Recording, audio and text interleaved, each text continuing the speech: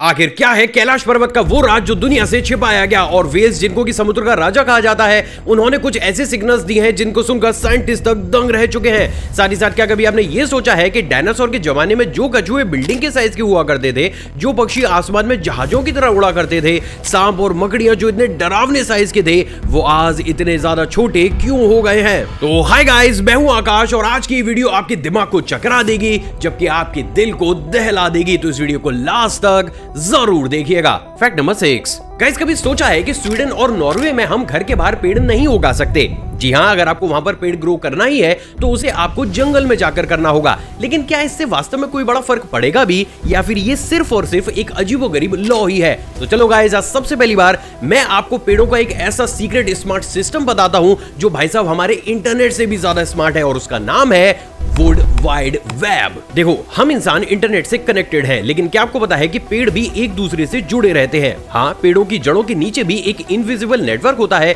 जिसको कि माइक्रोकोर्जियल fungi network कहा जाता है और इसे ही वुड वाइड वेब भी कहा जाता है। और इसके जरिए पेड़ आसानी से पानी, न्यूट्रिशंस और यहाँ तक कि इंपॉर्टेंट सिग्नल्स को भी ट्रांसफर करते हैं। अब जरा इमेजिन करिए कि एक जंगल में 5 पेड़ है जिसमें से एक पेड़ कमजोर हो रहा है, तो बाकी के पेड़ क्या करेंगे? प्रैक्टिकली वो अपने फूड और पानी को उस कमजोर पेड़ के साथ शेयर करना शुरू कर देंगे। सिर्फ इतना ही नहीं, बल्कि अगर किसी भी पेड़ पर कोई कीड़ा या फिर बीमारी अटैक करती है तो वो पेड़ एक खास केमिकल को हवा में छोड़ता है जिससे आसपास मौजूद बाकी के पेड़ों को उस खतरे की इंफॉर्मेशन मिल जाती है और वो आसानी से अपने डिफेंस मोड को एक्टिवेट कर लेते हैं जिससे कीड़े और वो फंगी उन्हें ज्यादा बड़े स्केल पर नुकसान नहीं पहुंचा पाते। अब जरा सोचिए कि अगर आप अपने घर में एक सिंगल पेड़ लगाते हैं तो वो कभी भी उस वुड वाइड वेब से कनेक्ट नहीं कर पाएगा और उसे अपने सर्वाइवल के लिए खुद पर ही डिपेंड होना पड़ेगा। लेकिन वहीं अगर उस पेड़ को जंगल में लगाया जाए तो वो बाकी के पेड़ों की हेल्प से काफी जल्दी ग्रो कर जाएगा। और देखो, यही वो एक सबसे बड़ा रीजन भी है जिसके चलते हुए इन दोनों देशों की गवर्नमेंट ये बोलती है कि भाई अगर आपको प्लांट लगाना भी है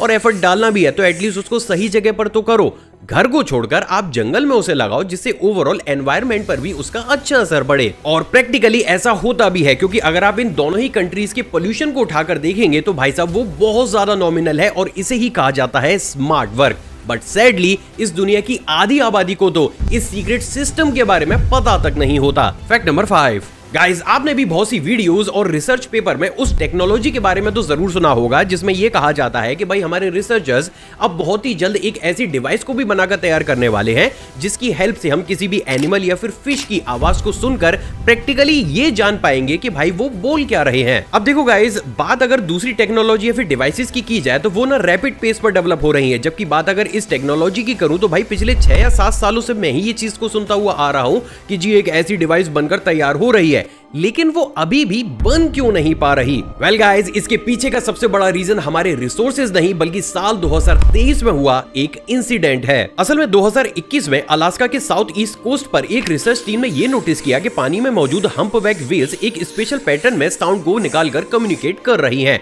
अब इन पैटर्न्स पर लगातार 2 साल तक रिसर्च करने के बाद एक ऐसी डिवाइस को बनाकर तैयार किया गया जो ना सिर्फ व्हेल्स की बातों को समझ सकती थी बल्कि वो उन्हें ऑर्डर भी दे सकती थी। और गाइस, यहीं से ही शुरू हुआ असली ट्विस्ट। रिसर्चर्स ने इस डिवाइस से व्हेल्स को एक ऑर्डर देते हुए एक साउंड को प्ले किया जो कुछ इस तरीके की थी।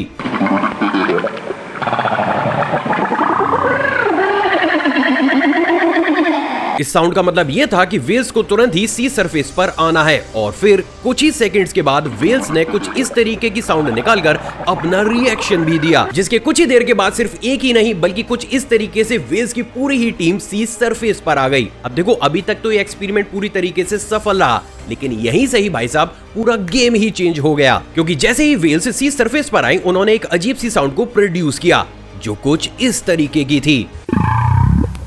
अब ये क्या था? गाइस, जब इस साउंड को डिकोड किया गया तो उस डिवाइस ने जो बताया वो किसी के भी रोंगटे खड़े कर सकता था। व्हेल्स हमें किसी गहरे खतरे की चेतावनी दे रही थी और वो खतरा था समुद्र की गहराई में मौजूद कोई अनजान स्पीशी। अब सवाल ये उठा कि क्या वास्तव में पानी की गहराई में कोई अननोन स्पीशी मौजूद है या ये सिर्फ डिवाइस की एक एरर थी? इस पर कई महीनों तक रिसर्च चली लेकिन हर एक स्टडी में यही साबित हुआ कि डिवाइस बिल्कुल ही सही काम कर रही थी। और आपको याद हो तो बीबीसी ने भी इस पूरे ही इंसिडेंट को कवर किया था और यही वो वजह है कि इस एक्सपेरिमेंट के बाद इस टेक्नोलॉजी का डेवलपमेंट बहुत ज्यादा स्लो कर दिया गया क्योंकि खुद हमारे बहुत से रिसर्चर्स ने ये एडमिट किया कि अगर इस डिवाइस को बहुत बड़े स्केल स्केल पर बनाया जाए तो आगे चलकर हमें कुछ ऐसा ना पता चल जाए जिसे प्रैक्टिकली हम इंसान बेचैन हो उठे। और देखो गाइस, यही एक सबसे बड़ा रीजन भी है जिसके चलते हुए इसी के ही पैरेलल जितनी भी डिवाइसेस को डेवलप किया जा रहा था उनकी डेवलपिंग स्पीड बहुत तेजी के साथ आगे बढ़ी, जबकि ये कॉन्सेप्ट इतना स्लो पेस पर डेवलप हो रहा है कि शायद आगे आने वाले 5 या 6 सालों के बाद भी ये डिवाइस हमें देखने को ना मिले। क्योंकि देखो, प्रैक्टिकली किसी भी देश की गवर्नमेंट इस प्रोजेक्ट को अब फंड ही नहीं कर रही है, which is really strange। Fact number 4, guys, क्या आपको पता है कि जर्मनी की आर्मी अभी तक की सबसे पहली और इकलौती ऐसी आर्मी थी जिसके जो सैनिक होते थे वो बिना किसी फोन, ईयरपीस या फिर डिवाइस के अपने कमांडर के ऑर्डर को आसानी से सुन लिया करते थे। मतलब ना कोई माइक, ना कोई ईयरपीस, ना स्पीकर, लेकिन फिर भी 1000 किलोमीटर दूर बैठा कमांडर जो बोलता था वो अपने सैनिकों को क्लियर सुनाई दे जाता था। और सबसे शॉक करने वाली बात, जर्मनी की आर्मी इस टेक्नोलॉजी का इस्तेमाल अभी रीसेंट टाइम से नहीं बल्कि पिछले 15 या 20 सालों से कर रही थी। लेकिन ये सब कुछ मुझे कैसे पता? एक्चुअली गाइस, ये बात दुनिया के सामने तब आई जब एक लीक्ड जर्मन मिलिट्री डॉक्यूमेंट से ये पता चला कि वो लोग अल्ट्रासाउंड, बीम फॉर्मिंग और अकूस्टिक मेटा सरफेस टेक्नोलॉजी का यूज कर रहे थे। अब शायद ये नाम आपको सुना सुना लग रहा होगा, तो चलो पहले इससे एक्सप्लेन करता हूँ। असल में अल्ट्रासाउंड बीम फॉर्मिंग एक ऐसी टेक्निक है जो कि साउंड को एक स्पेसिफिक इंसान के कान तक बीम करती है और बाकी के लोगों को वो सुनाई तक नहीं देती, जबकि अकूस्टिक मेटा सरफेस एक ऐसी एडवांस टेक है जो कि साउंड वेव्स को मैनिपुलेट कर देती है, जिससे साउंड वेव सिर्फ एक पर्टिकुलर एरिया तक ही लिमिटेड रह जाती है। मतलब सिंपली ये चीज जर्मनी में फाइटर जेट्स और वहां पर जो सीक्रेट मीटिंग्स हुआ करती थी वहां पर इस्तेमाल हो रही थी, जहां पर उनके सैनिक बिना किसी डिवाइस के दूर बैठे हुए अपने कमांडर्स की बातों को आसानी से सुन लिया करते थे। So now you can imagine कि आप मेट्रो में हो, ऑफिस में हो या फिर अपनी कार को ड्राइव कर रहे हो, आप बिना किसी हेडफोन या फिर स्पीकर के आपको सिर्फ अपनी पसंद का म्यूजिक या फिर कॉल सुनाई देने लगेगा, लेकिन आपके आसपास जो भी इंसान खड़ा होगा भाई साहब उसे जरा सी भी आवाज नहीं सुनाई देगी। वेल, अब जब ये टेक्निक पूरी दुनिया के सामने लीक हो चुकी है तो हमारे अब रिसर्चर्स इसको आम लोगों के लिए भी बनाकर तैयार कर रहे हैं और आगे आने वाली कुछ ही सालों में कार्स में बिना स्पीकर के गाने बजेंगे जो सिर्फ ड्राइवर ही सुन सकेगा, ऑफिस मीटिंग बिना किसी माइक और स्पीकर के होगी, बिना किसी डिवाइस के गेमिंग का मजा मिलेगा, साउंड पोल्यूशन भी जीरो हो जाएगा, ईयरफोन्स की वजह से होने वाली हियरिंग लॉस की प्रॉब्लम भी भाई एक ही झटके में खत्म हो जाएगी। और इसलिए गाइस, ये टेक्नोलॉजी प्रैक्टिकली फ्यूचर में एक बहुत बड़ा गेम चेंजर साबित होने वाली है। फैक्ट नंबर 3, सोचो कि आपके आसपास कोई चीज मौजूद है जिसे आप देख तो सकते हो लेकिन छू नहीं सकते। अब ये सुनने के बाद आपके दिमाग में आया होगा कि क्या आकाश भाई हवा या गैस की बात कर रहे हो? नहीं गाइस, एक्चुअली में मैं बात कर रहा हूँ लाइट की, क्योंकि बेसिक हमारी साइंस ये बोलती है कि भाई हम लाइट को टच नहीं कर सकते। बट व्हाट इफ कि अगर मैं आपसे ये बोलूं कि शायद आगे आने वाले समय में हमारी ये बेसिक साइंस ही पूरे ही तरीके से गलत साबित होने वाली है। वेल गाइस, आज मैं आपको एक ऐसी चीज बताने वाला हूं जिसे सुनने के बाद फॉर श्योर लाइट को देखने का नजरिया आपका एक ही झटके में बदल जाएगा। देखो, लाइट यानी कि रोशनी जो हमारे आसपास हर वक्त ही मौजूद होती है और हम जो कुछ भी देखते हैं वो सिर्फ लाइट की वजह से ही दिखता है। लेकिन क्या कभी आपने ये सोचा है कि इसको फिजिकली टच हम क्यों नहीं कर सकते? असल में लाइट कोई सॉलिड ऑब्जेक्ट नहीं होता है बल्कि इलेक्ट्रोमैग्नेटिक वेव्स का एक ग्रुप होता है जो कि फोटॉन्स के जरिए ट्रेवल करता है और ये फोटॉन्स किसी भी चीज को वैसे टच नहीं करते हैं जैसे एक नॉर्मल ऑब्जेक्ट करता है। एग्जांपल के लिए, अगर आप अपने हाथ की हथेली को किसी भी लाइट सोर्स के सामने रखते हो तो आपको भले ही ये लग रहा हो कि लाइट इस हथेली से टकरा रही है, लेकिन प्रैक्टिकल आंसर ये है कि लाइट इस हथेली से नहीं टकरा रही बल्कि मेरे हथेली में जो एटम्स मौजूद हैं उनके बीच जो खाली स्पेस है सिर्फ उनके थ्रू वो ट्रेवल कर रही है। क्योंकि देखो, लाइट की स्पीड 3 लाख किलोमीटर पर सेकंड की होती है जिसे प्रैक्टिकली पकड़ पाना या फिर स्टोर कर पाना नेक्स्ट टू इम्पॉसिबल है। पर अब एक ट्विस्ट है। देखो, हम मानते हैं कि हम लाइट को छू नहीं सकते, लेकिन क्या आपको पता है कि हमारे साइंटिस्ट ने हमारी इस बेसिक थिंकिंग को ही पूरे तरीके से बदल के रख दिया है। एक्चुअली में इटली के कुछ साइंटिस्ट ने लाइट को सॉलिड फॉर्म में बदलने का एक नया तरीका खोज निकाला है। हाँ, सही सुना, सॉलिड लाइट। एक्चुअली में उन्होंने फोटॉन्स को फ्रीज करके सेमीकंडक्टर और लेजर की हेल्प से पोलरिट्रीन को यूज करके लाइट को एक ऐसी स्टेट में लाने की कोशिश की है जहां पर वो सॉलिड मैटर की तरह बिहेव कर रही है। ये क्वांटम मैकेनिज्म और एक्सट्रीम कूलिंग टेक्निक की मदद से पॉसिबल हुआ। अब देखो गाइस, सुनने में भले ही आपको ये साइंस फिक्शनल मूवी के जैसा लग रहा होगा, बट यू कैन इमेजिन कि हम लाइट को अगर फ्रीज कर पा रहे हैं, इट मींस हम उसे स्टोर भी कर पा रहे हैं, उसको मैनिपुलेट भी कर सकते हैं और फ्यूचर में उसी लाइट का इस्तेमाल डेटा ट्रांसफर के लिए भी कर सकते हैं। ऑफ कोर्स आप उस लाइट को टच तो कर ही लेंगे। और प्रैक्टिकली यही same experiment national research council of Italy ने भी हाल ही में पूरी दुनिया के सामने करके भी दिखाया है, जिसमें उन्होंने लाइट को एक सॉलिड फॉर्म में कन्वर्ट करके ही स्टोर कर दिया है। अब देखो गाइस, इससे क्या होगा कि आगे आने वाले समय में जैसे ही ये चीज हम आसानी से कर सकेंगे, भाई साहब हम चुटकी बजाते ही टाइम ट्रैवल ट्रेवल भी कर सकेंगे। हालांकि सच बात यह भी है कि शायद टाइम मशीन बनाने में इस कॉन्सेप्ट को लेकर हमें 20 से 30 और साल लग जाए, लेकिन एक बात जो पूरी तरीके से सच है वो ये है गाइस कि जैसे इस समय आइसक्रीम बॉक्स में आती है ना और हम उसे आसानी से टच कर लेते हैं, आगे आने वाले 2 से 3 सालों के बाद आपको लाइट भी इसी तरीके से आइसक्रीम जैसे एक फ्रीजिंग पॉइंट या फ्रीजिंग बॉक्स के अंदर मिलेगी और प्रैक्टिकली आप उसे टच भी कर पाएंगे, which is really amazing. Fact number 2, guys just imagine कि एक एस्टेरॉइड गोली की स्पीड से आउटर स्पेस से अर्थ की तरफ आता है और टकरा जाता है, देन बूम। और ये कोई छोटी मोटी घटना नहीं बल्कि वो ये दिन था जब डायनासोर का गेम ओवर हो गया था। अब जरा सोचो कि उस वक्त बिल्डिंग के साइज के बराबर जो कछुए थे, हवा में उड़ती हुई बर्ड्स जो कि प्लेन के साइज की हुआ करती थी,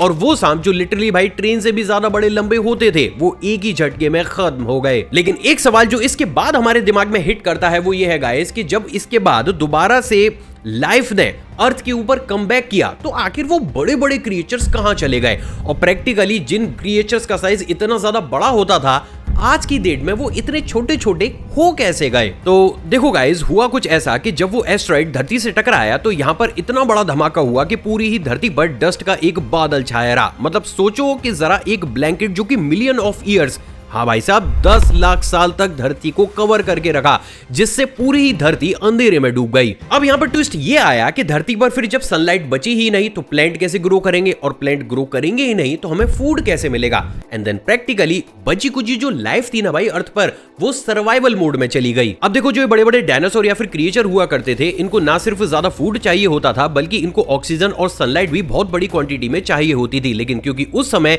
वो चीज धरती पर अवेलेबल थी ही नहीं तो धीरे धीरे हमारे इवोल्यूशन ने हमारी डायरेक्शन को ही चेंज कर दिया और इन बड़े बड़े क्रिएचर्स का साइज प्रैक्टिकली छोटा होने लगा। बट वेट अ सेकंड, अगर धरती पर इस तरीके के माहौल थे तो आखिर समुद्र में फिर इतनी बड़ी बड़ी व्हेल जैसे जायंट क्रिएचर भाई वो कैसे सरवाइव कर पा रहे थे?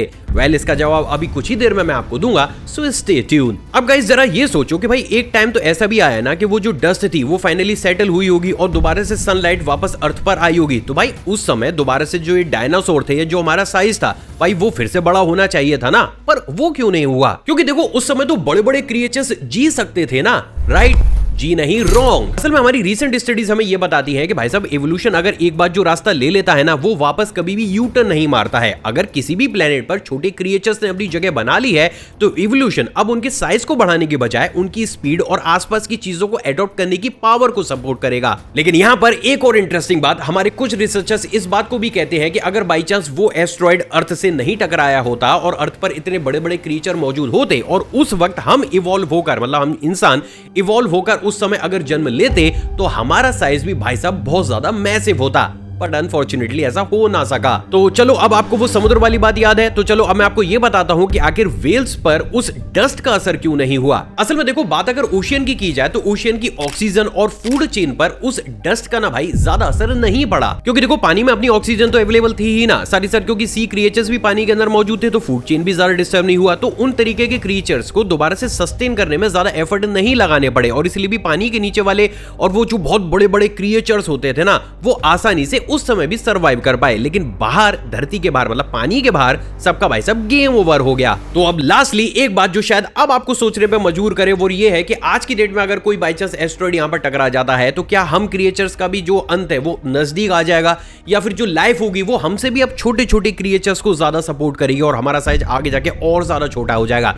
वेल, आपको क्या लगता है नीचे कमेंट सेक्शन में मेरे साथ शेयर जरूर कीजिएगा। फैक्ट नंबर 1, ये है कैलाश पर्वत, एक ऐसी मिस्ट्री जिसे ना ही साइंस सुलझा पाया है और ना ही कोई भी रिलीजन। हजारों सालों से ये पर्वत अपने अंदर राज छुपाए है, कुछ ऐसे सीक्रेट्स जिसने लिटरली ना सिर्फ लोगों को बल्कि बड़े बड़े रिसर्चर्स को भी हैरत में डाल दिया है। आखिर क्या है कैलाश माउंटेन का एलियन से कनेक्शन? क्यों होती है यहाँ पर बार बार यूएफओ साइटिंग्स? क्या प्रैक्टिकली ये एक ऐसा कॉस्मिक ट्रूथ है जिसे इंसान समझ तक नहीं पा रहे? तो गाइस, आज की इस वीडियो में हम ना सिर्फ कैलाश पर्वत की इन मिस्ट्रीज को स्टेप बाय स्टेप जानने की कोशिश करेंगे बल्कि उनको डीकोड करने का भी ट्राई करेंगे। तो गाइस, तैयार हो जाइए एक ऐसी मिस्ट्री को सुलझाने के लिए जो फॉर श्योर आपके दिमाग तक को चकरा कर रख देगी। कैलाश पर्वत, भगवान शिव का घर, जहां इंसानों के पैरों के निशान देख पाना भी मुश्किल है। 6638 मीटर ऊंचा ये पर्वत तिब्बत में अकेला खड़ा है। लेकिन सवाल तो ये खड़ा होता है कि क्यों क्यों इसकी चोटी पर कोई अभी तक चढ़ नहीं सका, क्यों हर बार क्लाइंबर्स के साथ कुछ न कुछ ऐसा अजीब हो जाता है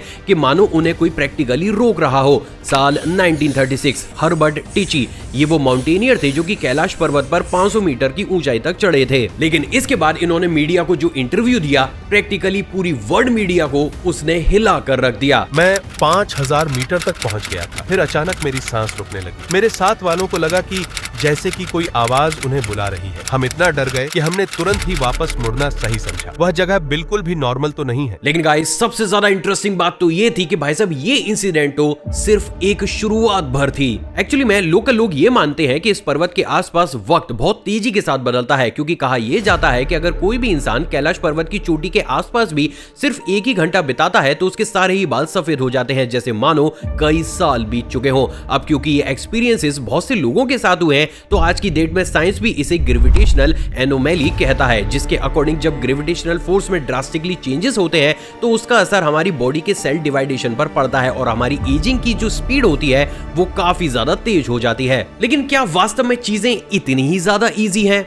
जिसका आंसर है नहीं। साल 2019 एक ट्रैकर ने ये वीडियो बनाई जिसमें रात के अंधेरे में कैलाश पर्वत के ऊपर एक अजीब सी रोशनी को हम हवर करता हुआ आसानी से देख सकते हैं। ना ही कोई भी प्लेन, ना ड्रोन, ना कोई एडवांस इक्विपमेंट। लोकल लोग ये कहते हैं कि ऐसी चीजें यहाँ पर अभी से ही नहीं बल्कि दशकों से होती हुई रही हैं। इवन साल 2023 में एक रशियन साइंटिस्ट ने अपने टेलीस्कोप से इस माउंटेन के ऊपर एक अजीब सी ट्रायंगुलर शेप जैसे ऑब्जेक्ट को भी देखा था, जो चुटकी बजाते ही वहां से गायब भी हो गया। इंटरेस्टिंग बात यह है दोस्तों कि जब इस एविडेंस को बाकी के रशियन एस्ट्रोफिजिसिस्ट के साथ शेयर किया गया तो उन्होंने खुद दुनिया के सामने आकर ये बोला कि ऑब्जेक्ट लगभग 10,000 किलोमीटर पर आवर की स्पीड से मूव कर रहा था। अब क्योंकि ये स्पीड इतनी ज्यादा थी तो ऑब्वियस सी बात है कि ये टैग कोई अर्थ का तो नहीं हो सकता। और इंटरेस्टिंगली देखा यह भी गया है कि यहां पर बहुत से ऐसे फ्लाइंग ऑब्जेक्ट्स हमें देखने को मिले हैं जो कैलाश की मैग्नेटिक फील्ड के साथ सिंक में फ्लो होते हैं कि मानो कोई जानबूझकर इन्हें यहीं से कंट्रोल कर रहा हो। अब देखो गाइस, जहां एक तरफ साइंस इस मैटर पर पूरी तरीके से शांत रहता है, बाहर से जो भी साइंटिस्ट या फिर रिसर्चर आता है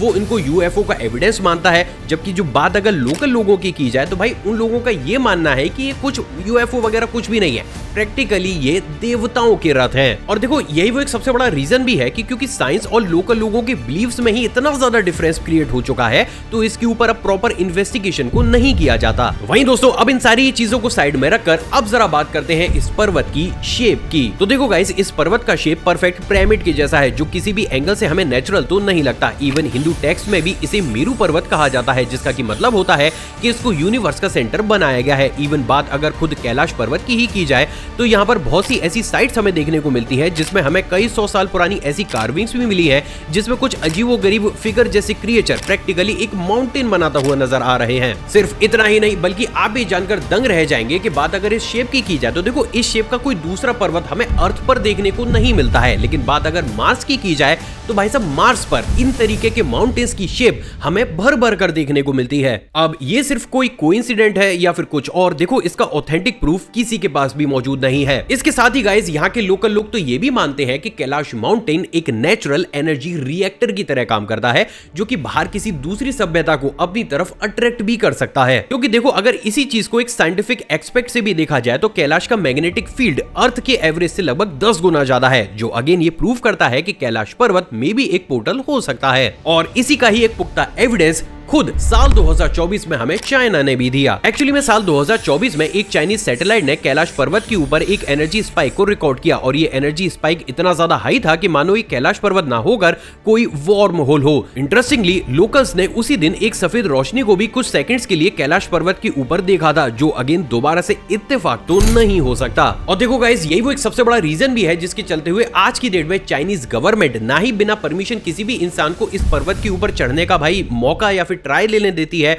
और ना ही कोई भी इंसान वहां जाकर ऐसे ही इसके ऊपर कोई रिसर्च कंडक्ट भी कर सकता है। इवन दो कहा तो यह भी जाता है कि साल 1980 में चाइनीज गवर्नमेंट ने माउंटेनियर रेनहोल्ड मैसेनर को यह रिक्वेस्ट की थी कि भाई वो इस माउंटेन के ऊपर चढ़कर इसके सारी ही सीक्रेट को दुनिया के सामने उजागर कर दे। बट इंटरेस्टिंगली इतनी बड़ी अपॉर्चुनिटी होने के बावजूद भी उन्होंने पब्लिकली आकर यह बोला कि भाई उनको सपने में यह आभास हुआ है कि यह माउंटेन काफी ज्यादा पवित्र है और कोई भी इंसान जिसने 1% भी कोई पाप किया हो वो इस माउंटेन पर नहीं चढ़ सकता, जिससे अगेन दोबारा से इस माउंटेन को और इसकी मिस्ट्री को और ज्यादा गहरा बना दिया। और देखो गाइस, लास्ट में सिर्फ इतना ही नहीं, बात अगर हिंदू धर्म की जाए, जैन धर्म की जाए या फिर बुद्धिज्म की भी की जाए, तो भाई तीनों ही धर्म में इस जो पहाड़ है या ये जो पर्वत है इसको काफी ज्यादा पवित्र भी माना जाता है। इवन भाई हम हिंदुओं के तो बहुत से सेंटीमेंट भी इस पर्वत से जुड़े हुए हैं और यही वो एक सारे कंबाइंड रीजन है जिसकी वजह से ना कैलाश पर्वत पर ज्यादा खुलकर एक्सपेरिमेंट या फिर रिसर्च नहीं की जाती। ठीक भी है, आपकी धार्मिक आस्थाएं या हमारी धार्मिक आस्थाएं जुड़ी हुई हैं तो ऐसा नहीं भी करना चाहिए। और पर देखो गाइस, होता क्या है कि इसकी वजह से जो ये सारी साइटिंग्स हो रही हैं या फिर जो सारी चीजें हो रही हैं, इसके राज या ऑथेंटिक एविडेंसेस ज्यादा खुलकर लोगों के सामने डिस्कस नहीं किए जाते हैं और यही सारी चीजें मिलकर इस पर्वत को और ज्यादा मिस्टीरियस बना देती हैं। तो गाइस, अब लास्टली मैं आपसे ये जानना चाहता हूं कि आपकी नजर में कैलाश पर्वत क्या है? क्या वास्तव में यहाँ पर यूएफओ साइटिंग्स होती हैं या फिर यहाँ पर ऐसा कोई बेस मौजूद है जिसकी वजह से ये सारी चीजें, मिस्टीरियस सी चीजें यहाँ पर कंडक्ट होती हैं? आपको क्या लगता है? नीचे कमेंट सेक्शन में कमेंट जरूर कीजिएगा। आई होप गाइज आज का एपिसोड आपको पसंद आया होगा और आपने ऑलरेडी इस वीडियो को लाइक कर दिया होगा। मुझसे इंटरेक्शन बढ़ाना चाहते हैं, नीचे कमेंट सेक्शन में कमेंट कीजिएगा या फिर अभी आपकी स्क्रीन पर आपको जो वीडियोस दिख रही हैं आप उन्हें भी चेकआउट जरूर कीजिएगा क्योंकि वो भी अपने आप में ऑसम है। जय हिंद।